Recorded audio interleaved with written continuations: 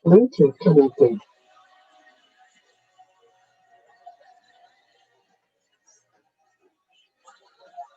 The Bluetooth device is ready to pair.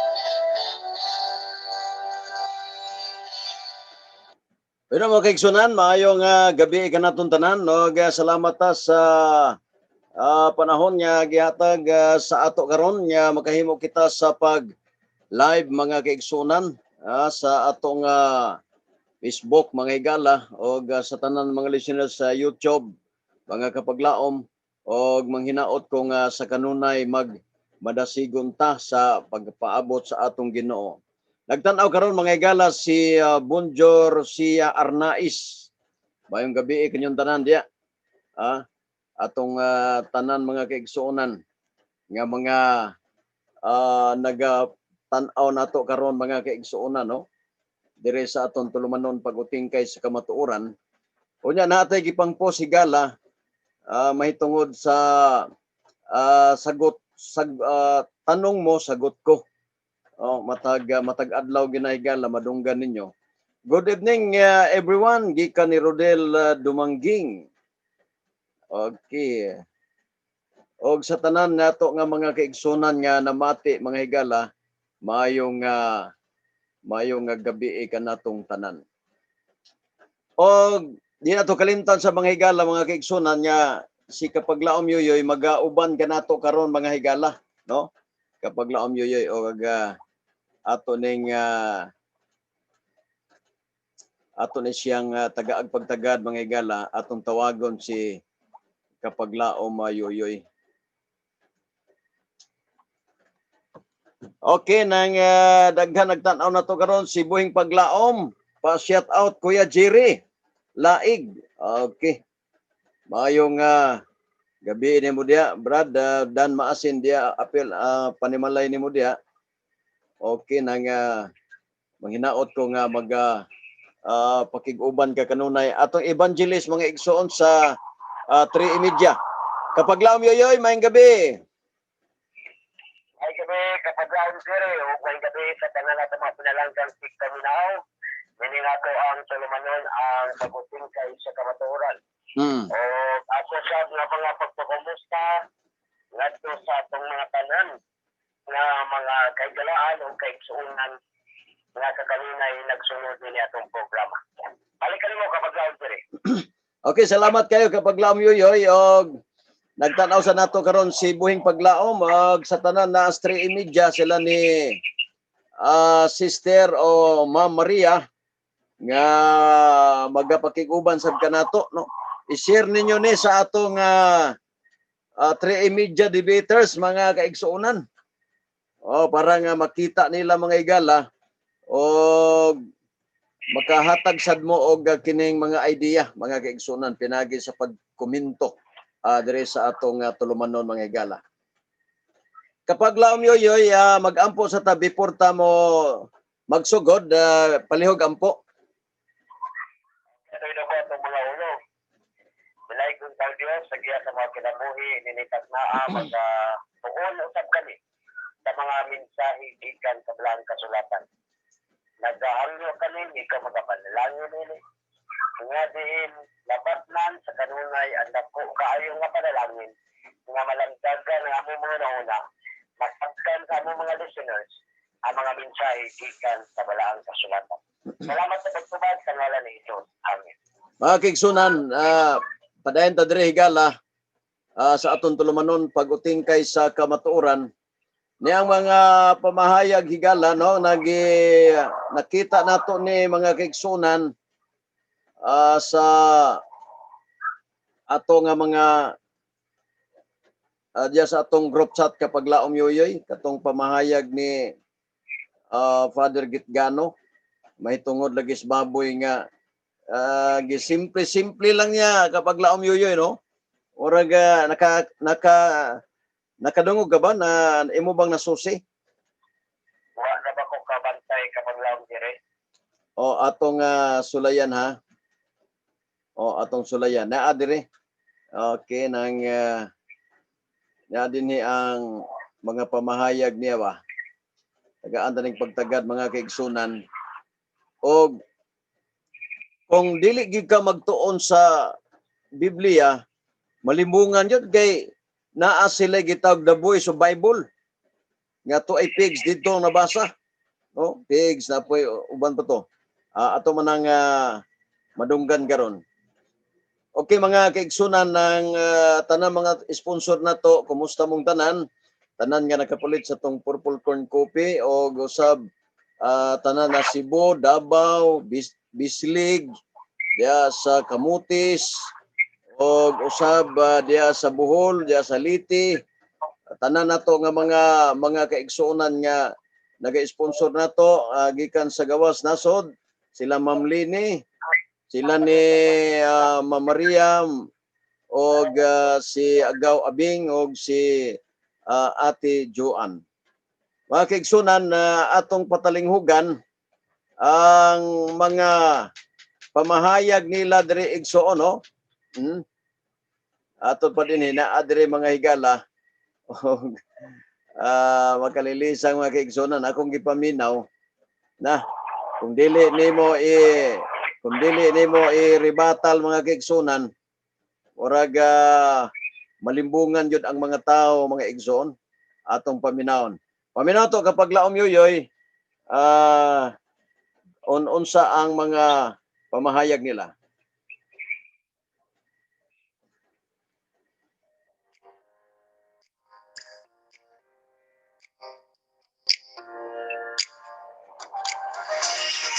Dunggan ni mo?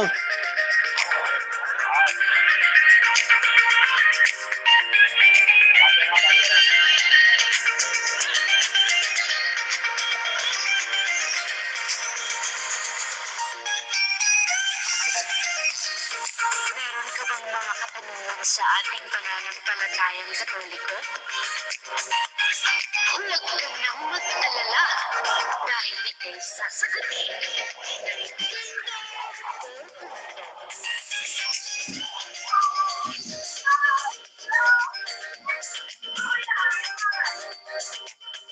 Magandang araw, mga kabutos. Welcome naman sa ating Berto. At may kasabihan po tayo, ignorance of the Bible is ignorance of Christ. At kasama natin muli si Puntos Raya Cabino at si Brother Dr. Edwin. Bakit nila sa inyong mga katanungan at mga kabutos? Magandang araw mga kabutos. Padre, meron karamangan Yurel Neil tungkol rito sa baboy. Mayroong tatlong talata, Padre, na ating mabasahin. Pakibasa po, Sister Ria. Ito po ang unang talata na kasulat ko dito sa Leviticus chapter 11 verse 7. Ang baboy, biyak nga ang kuko, ngunit hindi naman lumumuya ng pagkain mula sa sikmura. Kaya hindi ito dapat kainin. At ang pangalawang talata po, ito nakasulat dito sa Isaiah chapter 65 verse 4. Pagsapit ng gabi, nagpupunta sila sa mga puntot at mitso upang sangguniin ang kaluluwa ng patay na tao. Kumakain sila ng karning baboy at maruming sabaw ng karning handog ng pagano. At ang pangatlong talata po, itong nakasulat dito sa Isaiah chapter 66 verse 17. Ang sabi ni Yahweh, malaki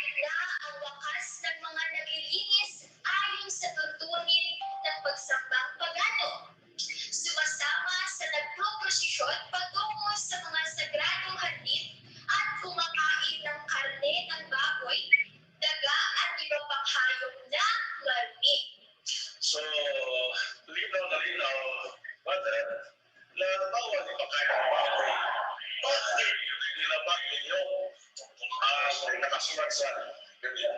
Ano po ba iyong kasagutan mo na? Ito po ang ating pagkakita sa puntos na Jerry sa maganda mong katanungan. Una-una sa Old Testament, bawal talaga na katanungin ang baboy. Pero sa New Testament, kapuntos at mga kapatid, hindi na po ipinagbabawal. Atin mo lang mabasahin ang Mark chapter 7, verse 15, 19. Mark chapter 7 verses 15 and 19. Walang pagkain ang pumapasok sa bibig ang nagpapawi sa tao, kundi ang lumalabas dito. Sapagkat hindi naman iyon pumapasok sa kanyang puso, kundi sa tiyan, at pagkatapos ay inuuli. Sa ganitong paraan ay pinahayag ni Jesus na ang lahat ng pagkain ay maaaring kainin. Meron ka na mga kapuntos na walang pagkain na pumasok sa bibig na nagpaparumi ng tao. So, kapag kainin mo yung baboy, sabi ni Cristo, hindi na yan makaparumi sa atin. Dahil pumasok lang yun.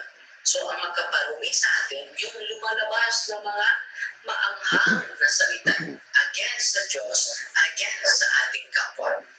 So, ano ang sabi ni Cristo? Sa ganitong paraan ay ipinahayag ni Jesus. Hindi pinahayag namin, hindi pinahayag ng Kapuntos Maria, hindi pinahayag ni Rodriga, ipinahayag ni Jesus na lahat ng pagkain ay maaari lang kainin. Yes.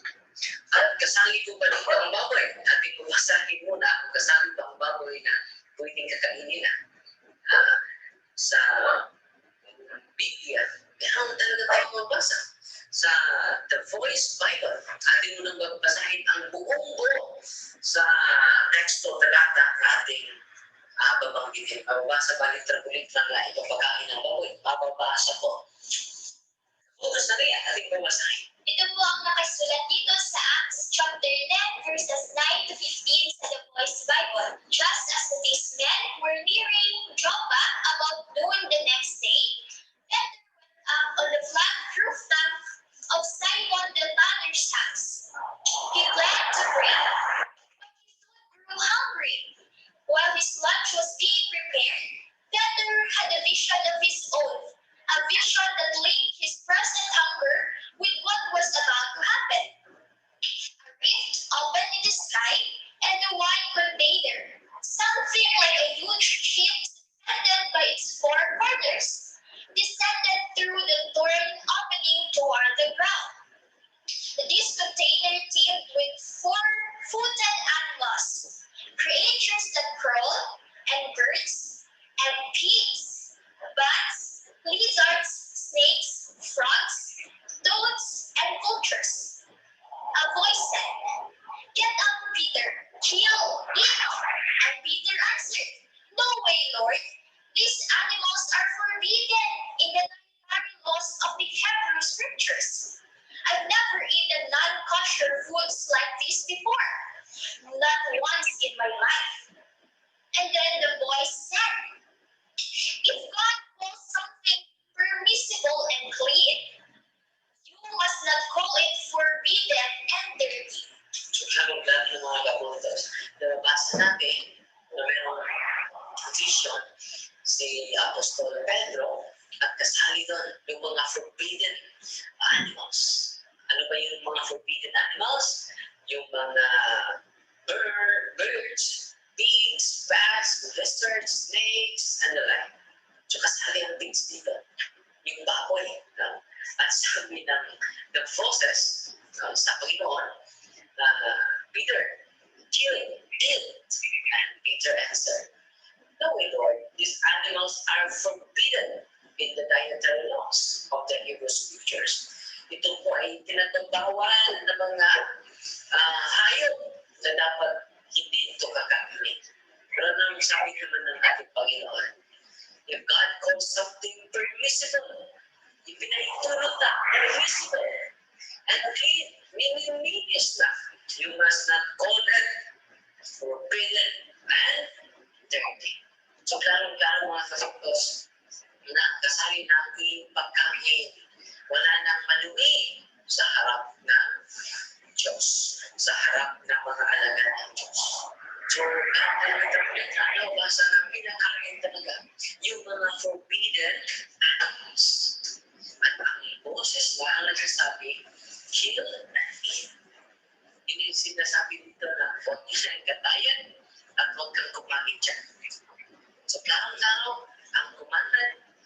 Moses, galing sa langit, kill and eat. Tatayin mo yun at gamitin. At sabi naman ni Apostol Paulo, na lahat ng kumakaroon ng mga salindahan ay dapat natin bibigay na kung hindi natin kakainin. At ito lang mabasahin ang mga ng Apostol Paulo. Ito po ang nakasulat dito sa 1 Corinthians chapter 10, verse 25.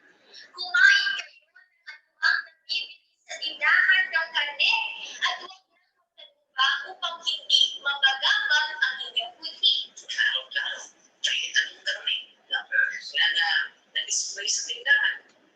Pinit nyo yan.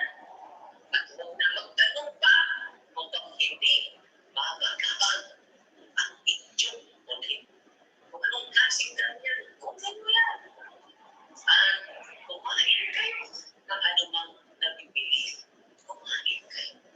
Kaya sinabi ni Jesus sa Apostol Paulo, huwag niyo na kainin ng karne bago yan. Kumain kayo anumang nabibili sa tindahan at huwag na magtanong pa upang hindi magbagawag ang inyong buti. At dahil bakit po na sabi ni Apostol Pablo ito, kahit mo na mabasahin ang pahayag niya. Ito naman po ang nakasulat dito sa 1 Corinthians chapter 8, verse 8. Ang pagkain ay walang kinalaman sa katayuan natin sa harap ng Diyos. Walang mawawala sa atin kung hindi tayo kumain ng ganoong pagkain. At wala rin kabutihang maidululong sa atin kung kumain man tayo yan. So, kahit na ng Diyos pala ay ipatungkol sa pagkain. No? Okay, salamat kayo ka mga kaigsuunan niya atong nadunggan garon ang pamahayag ni Father Darwin Gitgano mahitungod dining pagkaon kapag laom yoyoy imo nadunggan. Nadunggan ako kapag lang dire. Ang unang punto ang iyang okay na sila, uyon sila. Uyon sila nga ang baboy dili pagkaon sa Old Testament. Uyon sila nga adunay nagkaon, adunay gisunog sa Old Testament. Apan sa New Testament matud pa ni Father Gitgano nga kapag laom yoyoy nga giukihan na sa panahon ni Kristo. Gibasa niya ang Marcos Kapitulo 7 versikulo 15 kapag laom yoyoy hanto 19. Unsay imong pamahayag ni ini kapag laom yoyoy para masabtan sa atong mga kapag laom nga nagtan-aw karon. Okay, salamat kayo kapag laong dire. Ang Marcos Kapitulo 7, versikulo 7 nga ito sa 19. Nagigamit sa atong pinalangga kayong igala na ang usunod sa baka hindi makapahutaw. Sa talikong sila nagamit lagi sa original unsa na kagubat kapag laong dire. Hindi man na siya, wala mo niya sa usugan, iskuti, kasi na siya aswang na kanang hinilig sa Ginoo. Wala man iskuti siya na kanang hinilig na Ginoo nga ang baka niya kaunong. Wala iskuti. Kaya at least muna niya, masa na siya. Mga sityo nga musunod sa baka. Kaya ikaw na niya kung panahon na. Pinapay, wala ka rin unaw. So, ang sakit niya ng chapter 20 sa Pagkaw Spirit, kaya dalawang kita nga ceremonial handwashing na siya. So, ang kanang idahang mga tradisyon na ito sa Pagkaw Unaw. So, na mangunaw, kaya ito mga tradisyon, kung sila ang sakto na kung siya sa ukang ito. Pero, sabi sila sa Pagkaw Spirit, ito na isang advice para makahino lamang sila yan ang pinumupuno ko sa kilado. Sa aron ang tao kasi kung ako magkakaon niya nag-iisip. Kaso na iba rin ang Andres ito nag-ingon. Kaso sa iyahang unang mga sulat na ito sa Leviticus. Ako sa niya. Na balik ko perfect place sa pag-iisip. Nag-ingon siya. Ang isa ang aking katawan sa kalamangan na iraan sa pagkawan. Ipahinap kami sa ang kalahinan sa mga kailangan sa Diyos Yan ng hugaw o limpyo.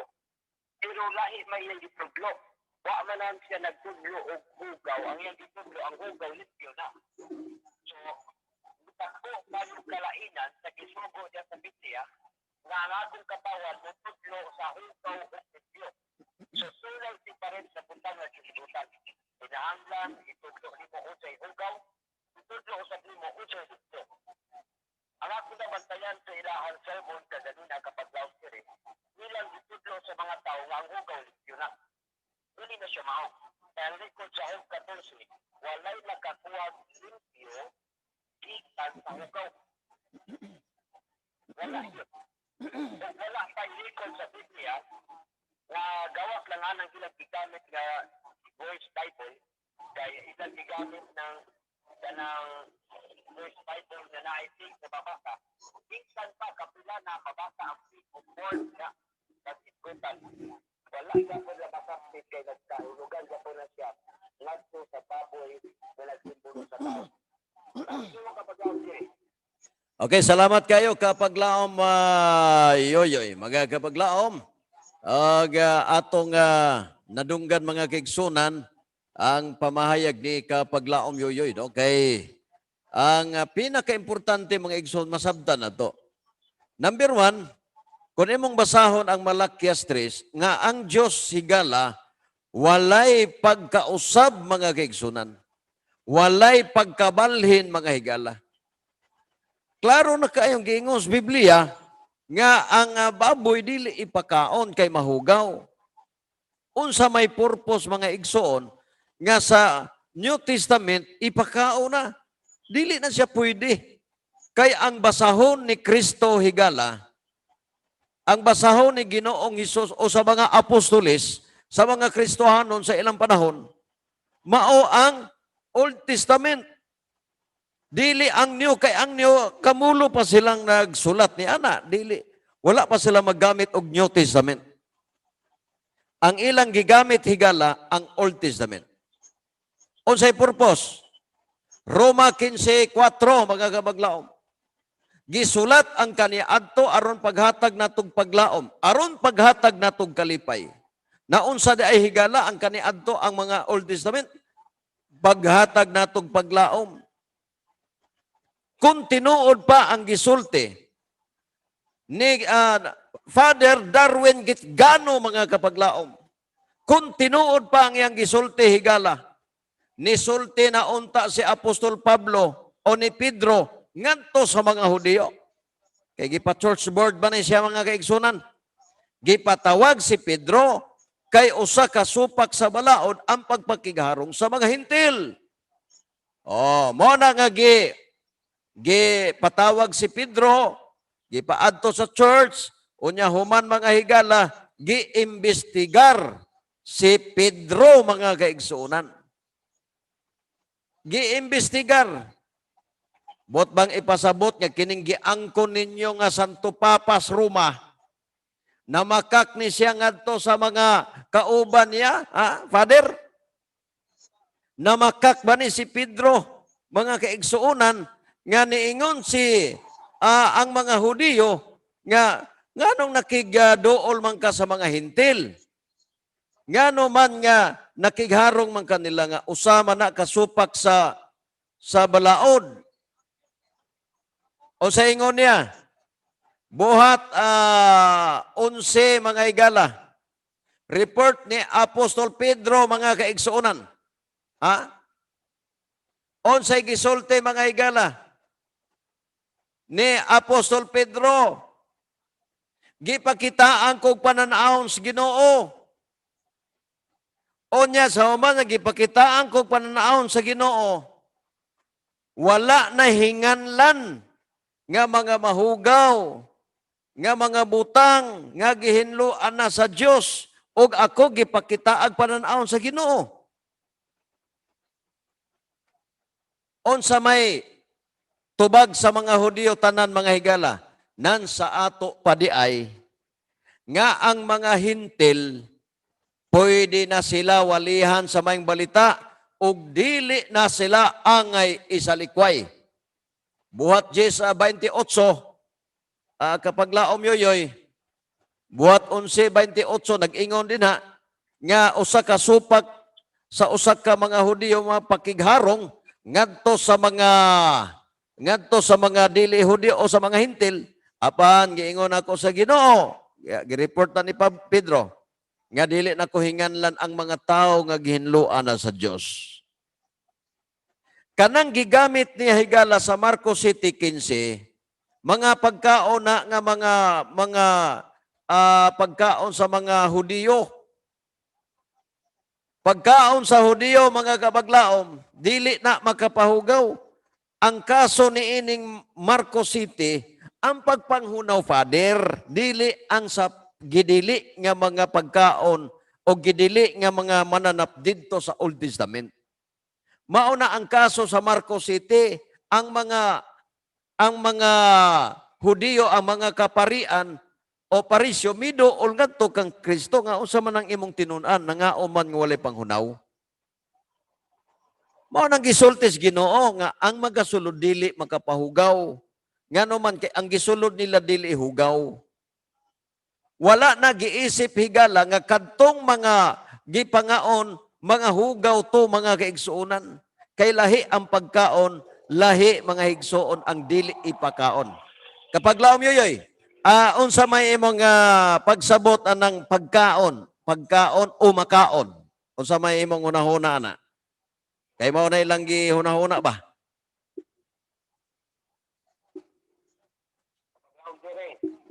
Palihog ko no. Ilang una sa paglaog Jerry ni ining buhat gis nga ilang giunahuna nga mao na hinungdan nga mukaon sila. Oo. Tungod kay naay buhat gis. Mura mali gyud ang ilang interpretasyon. Kaya ang record dito sa 15 sa buhat gis 15. Pero ang tanawon diri. Ang proclaim diri yung the voice spoke unto him again. A second time. Oo. Ato pa proclaim a correction in the word toward Peter by the Lord. What that claims, that call not thou common. Ang record ni Lord is shot at the very heart of present Jewish belief. As it is, the Lord is giving Peter an object lesson, proclaiming the fact that what he did on the cross was for the Gentile world as well as the Jewish world, with Gentiles being symbolized by the unclean animals. Ang record din sa buhat Diyos 15, ipakitaan si Pedro sa Diyos na anang gitawag nila o object lesson. Oo. Ipakitaan siya. Nga din ba, balong nagtok sa iya ang sinuod din na meaning sa kamatayon ni Kristo dito sa cross para to sa mga kalisahin kalibutan sa Israel. Maingon man sa kalibutan sa Hudiyo. Lalo masabtan ni Pedro na ang hintil being symbolized by the unclean animal. Masabtan ni Pedro, masabtan sa mga Hudiyo na kini mga hintil katong nakita niyang mananap ito, nagsimbolo kato siya sa mga hintil. Kana kung dibasa kapag laon diri, dibasa na ko na sa buhat Diyos 15. No? So, nagayon din nga ang Gentile being symbolized by the unclean animals, na-record na siya sa Biblia. Ako lang gibasa. Oo. Kung ang 28, nagayon din sa 28. Kaya nakasabot na mas Pedro sa pananahon. Kaya nagatas pananahon ng Diyos. Una si Pedro di mukaon, naglibog niya siya. Pero sa diyang nakasabot na siya, punang dunay nangutanan ako, kinsa inutuan. Si Pedro o ang Diyos nga nag-ingon nga, Pindog Pedro pag-iyaw kumahon. Ang tubag, tuhuan ako si Pedro o ang Diyos. Kaya matod pa ni Pedro sa 28, ipahipalokan nako sa Diyos nga walay tao akong inyong hugaw kung di pinalaan. So, nanadi ang total good na panghitabo. At ang basahin pa pag-iyaw diri, hindi. And he said unto them, you know how that it is unlawful thing for a man who is Jew to keep company or come unto one of another nation. Kini nga pagkalisgot, nag-ingon dire. Proclaim him relating something that was quite well known by all Gentiles who had resided in Israel for any length of time, but God has shown me that I should not call any man common or unclean. Till as the Peter now fully understand what the vision was all about concerning the ship lift down from heaven.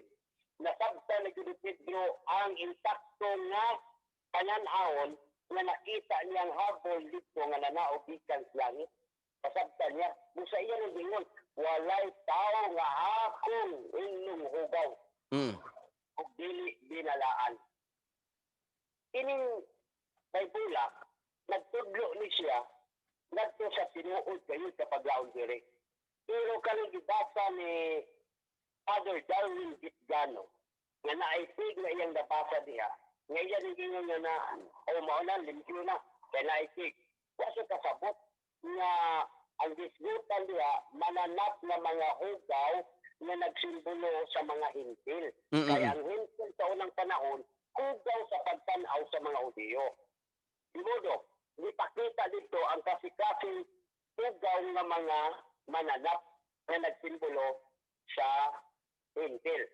Una, na-record na sa unang Pedro na nag-ingon ang Biblia na ang baboy, ang tao na nakaibalo sa kamatulan niya mubalik sa iya pagkadautan. Tama siya sa baboy, sa anay nga baboy naliko mubalik o yan sa lapok. Ikumpara na siya. Ang baboy, ikumpara sa mga tao nga nakaibalo ng kamatulan niya mubalik sa pagpakasala. Baboy na nga kinaiya, nakita na ni Pedro dito. Kanang mga mananap nga gipangdili sa Dios. For example, kanang iro, nakita na ni Pedro dito sa habol. Pero ang kahulugan na tao. Nakita na tanan. So, kung imong tanawon o hingkod sa Biblia, labila basahon nimong Ecclesiastes 3:18. Gisulayan sa Dios ang tao aron makaila sila, makasabot siya, nga sila sama lamang sa usak ka mananap. Kung nakita o nabasa na ito kaganina sa paglaong diri sa buhat 10:15, nga di pasabot diha sa Dios ngadto kang Pedro unsa tong iya ang pagpakamatay dito sa cross. Iyang giproclaim dito ang tinuod nga lesson. Di pasabot diha ang tinuod nga lesson ni anang iyang pagpakamatay dito sa cross. Ug ang pagpakamatay sa cross para sa pag-save ni adtong mga hugaw sa pananaw sa mga Hudiyo. Sa iya na naging limpyuhan, dili na nahugaw ang mga tao. Limpyo na na. So, ang buwat sis naghatag kahayag sa mga Adventist, nakasabot na sitang mga hintil na lambigit sa kaluwasan dito sa cross. Ang mga Katoliko sama ni Darwin Gitgano, nagtuo siya na ang buwat sis makakaon na siyang baboy. Pwede layo rin kayo. Pwede layo. Unya, kubuingon siya na kanang Isaiah 66, na itabo na karaang kapanahonan, mali. Kaya ang record sa Isaiah 66:15, natos bisiti mo abot ang Diyos magdala o kanang silot. Wala pa man ang tabo, kaya kanang pulong mo abot siya, wala pa man siya ni abot. Oo. Kasi lutan niya nagkaon. Kaya kung naitabo pala, patay si Gitgano. Kaya wala mo hundag kaon. Nagwali na na o niya pakauno na. So pag-abot niya sa Diyos, pag-abot ni Jehovah, niya na nga tayo, kana si Gitgano, number 1 maapil sa daog. Kaya hindi siya maundang, hindi siya maundang. Pero maundang siya, kaya nakasabot sa kasulatan, kunya iya lang yung gilimbungan ng iyong kaugalingon. Totally. Hindi lang ang iyang mga tao yung gilimbungan kapag laong diri. Bisan ang iyang kaugalingon, siyang gilimbungan. Nga naman, nakabalo siya sa tinuod na kahulugan na laway. Di ko butong di siya pagkasabot. Nakasabot, manggaling kita sa tinuod na kahulugan sa buhat sis. Unsa pagka siya nga nagwali o pila ka tuig nga nag-eskwela para ni anang pagtuon sa Biblia. Paglaom. Ingani man ni mga sistema bisa pagpila ka katuigan nga nag-eskwela kunuhay. Pero ang ilang pag-eskwela mo ang paguba kung unsay mga depensa nila aron mapatigbabaw nila kay ila man gud ang gipasiatab nga ang simbahan karon maoy authority nga mohatag og mga pagpasabot ngadto sa mga tao nga dili kay ang Biblia mo'y mupasabot kami nga mga authority nga mga Katoliko. Tanawa ra inya ila nang iko ng katikisim. Unya gigamit ni Gitgano ni kining pari nga Gitgano kapag laom yuyoy, kining buhat Jis aron lang makakaon ang mga tao para lang malimbungan. Luoy kay nagbasa ba kapag laom yuyoy? Paglaom diri ba? Oh, katong nagbasa ba ni luoy gid. Tan-aw ko. Luoy kayo. Hmm. Mo na nga pader kung naminaw ka karon, kuan man ta ng friend man ta kung naminaw ka, ayaw pala ini nga basig masulon ka sa katapusang mga adlaw. Nagtudlo kag binalitad, dili na maong gitudlo sa mga Hudiyo.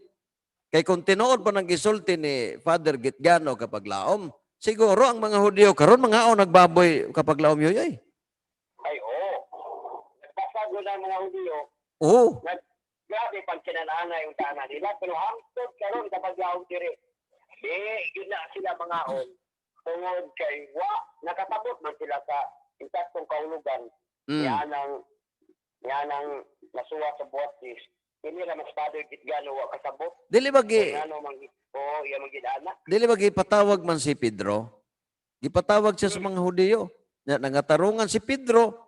O niya humagpangatarungan ni Pedro. Unsay konklusyon sa mga Hudiyo? Ay sa ato pa pwede na di ay ang hintil walihan nga makakaplag silag kaluwasan. Wala mag-ingon kapag laom yoyoy na pwede na di kaunong baboy. Nag-ingon ba ang mga Hudiyo nga ay pwede na di ay kaunong baboy? Wala. Ang kaingon kapag laom diri na pwede na di ay makabaton sila sa kaluwasan. Kanya ila din gipigagan. Ila din botes mo. Wala maingon nga, pwede na din, mga ulat na mag-ihaw. Pwede na di ay. Wala man. Kanya kapag laom yoyoy, kanang giingon na nga, naingon di ako nga, ang tanang gibaligya sa merkado, pwede nang kaunon? Ha?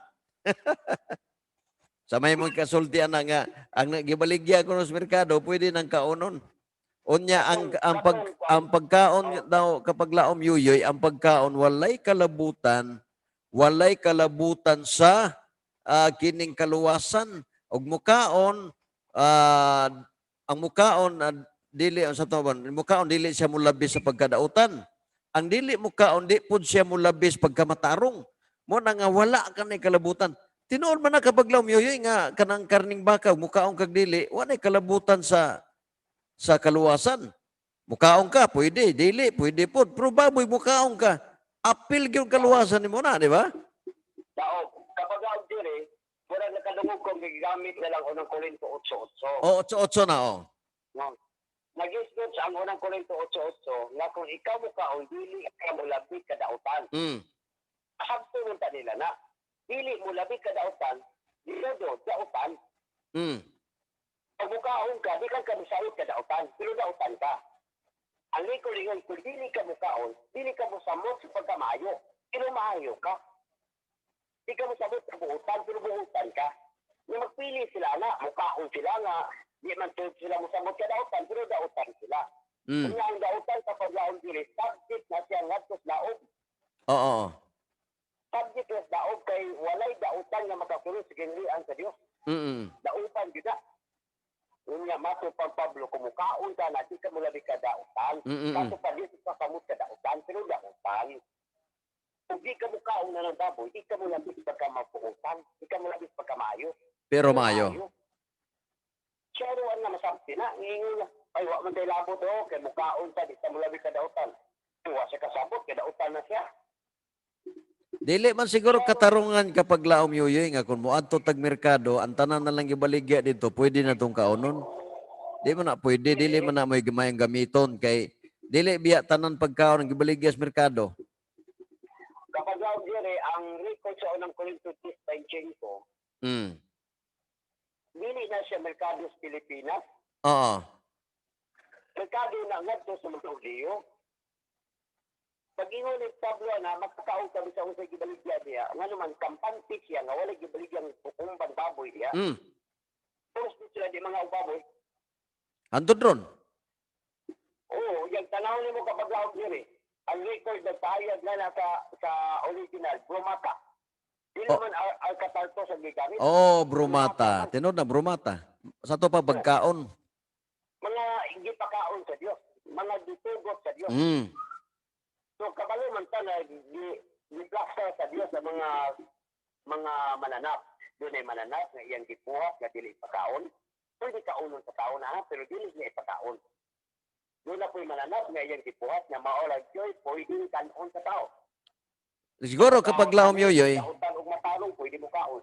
pwede kapag laom yoyoy, kanang iyang programa sa iya YouTube channel, nga punto por punto, ilis din na Father, ayaw na ng punto por punto.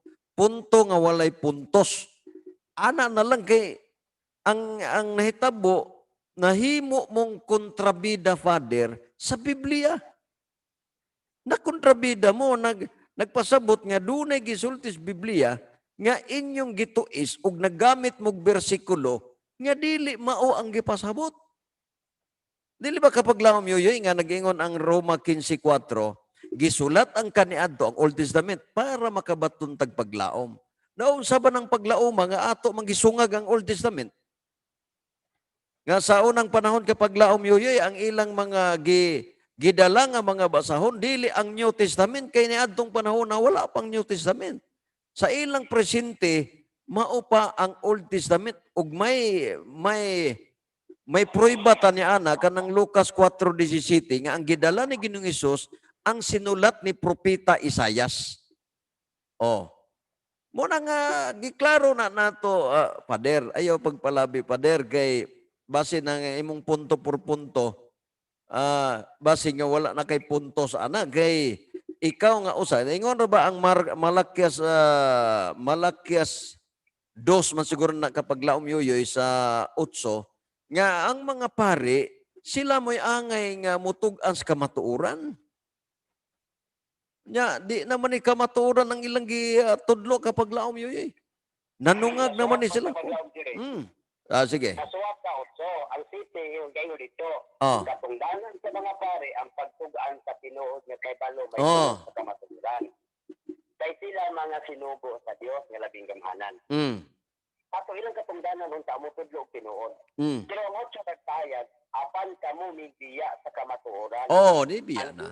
Nagtudlo itong kamo sa kadaganan sa pagbuhat o sayop. Kung kinsay pari karon nga nagtudlo nga baboy pakaon, ang inyong Biblia nagtudlo mo og sayop. Kay ang inyong mga leader nga gisunod, si Pedro nga inyong gisunod nga inyong ingon nga inyong papa. Oo. Baboy. Diyos na ginagagda, tigil sa mukhaon. Kunya ikaw nga nagsunod-sunod kunuhan ni Pedro, nagtudlo kang ipakaon, nagbulag po sa inyong gisunod. Kini si Pedro kapag laom yoyoy, giangko nila ning Santo Papa, di ba? Oo, niya. Si Santo Papa nila, ni balibad niya, wala ba yung ko kakaon na nasukad pa sa akong pagkabata? Oh. Natukod na ba ang iglesia na kapag laom yoyoy? Yan ang buhat jis? Kung saan na iglesia kapag laom dire? Oh, ang iglesyang gitukod ni Kristo, natukod na ba ni anang panahon na pagsulti nga, dili ko Ginoo kay wala pa ko kakaon og mga mahugaw. But pasabot ang matuod nga iglesia kapag laom yoyoy, dili mo ka og mahugaw kay ni anang panahon na natukod naman. Si Pedro mo giingnan, natukuro na po ko iglesia. Si Pedro nag-giingnan, si Pedro po giagda, si Pedro po gibalibad. Oh. Ano man, ang gitukod na standarte sa pagtulunan nga iya sa Dios, di good mga una na gidili. Dato man ayan kapag laon diri, ang record sa Isaiah 19, this is child, mao ni record kapag laon diri na mo nagsigo-igo Islam ba? Oo. Nagingon diri. For the leader of these people caused them to err. At pagkasala daw ang mga leader, hindi katawhan, naghimog kadautan. And they who are led of him are destroyed. Katong mga leader na nagtumala nini mga katawan, ipanglaglag, amato pa. With the record, leaders in verse 16 should read platters. Here are the prophets of verse 15. Like many preacher of the present day. Kanang pariya ni mga nagtutudlo, mga mag-ulit sa atong kapanahon ng karon, matod pa. They flatter their congregation by preaching what the people like to hear instead of what God said. Ang ito na napayag kapag laong diri, na sining mga tawhana, nagapahingungog lang sila mga bida, Oo. Nahimo lang sila og mga ilaha aron malitay ang tawo nga mamati. Dili ingon ang pulos Ginoo mo giwali. Itang